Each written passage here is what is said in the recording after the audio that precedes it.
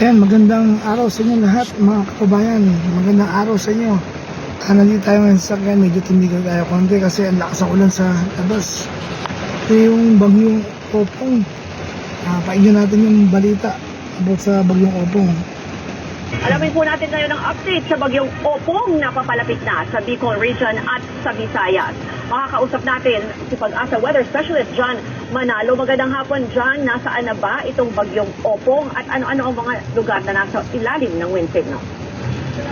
Magandang hapon po at ganun din sa ating mga taga-subaybay. Itong si bagyong Opong ay nananatiling si tropical storm. Nasa 300 kilometers ito east ng D1 Eastern Samar. Ito ay may taglay na lakas ng hangin malapit sa mata ng bagyo na 110 kilometers per hour at pagbuso na umabot ng 135 kilometers per hour. Ito ay kumikilos pakanluran papalapit pa sa ating kalupaan sa bilis na 15 kilometers per hour. Dahil nga po dito kay bagyong Opong ay meron tayong nakataas sa signal number 3 dito sa northern and eastern portions of northern Samar, northern portion ng eastern Samar.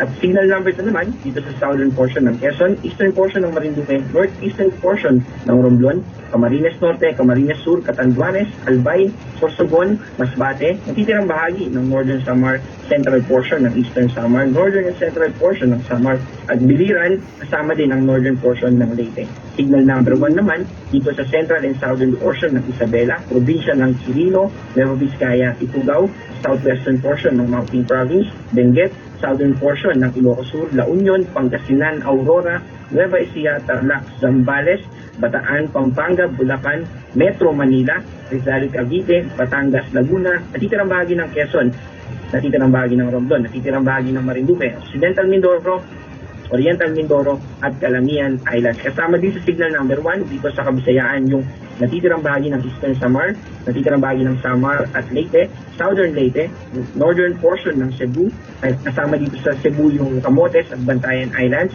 northern portion ng Negros Occidental, northern portion ng Iloilo, Capiz, Aklan, northern portion ng Antique, kasama din sa Mindanao yung Siargao at Bukas Grande Islands, kasama yung Dinagat Islands.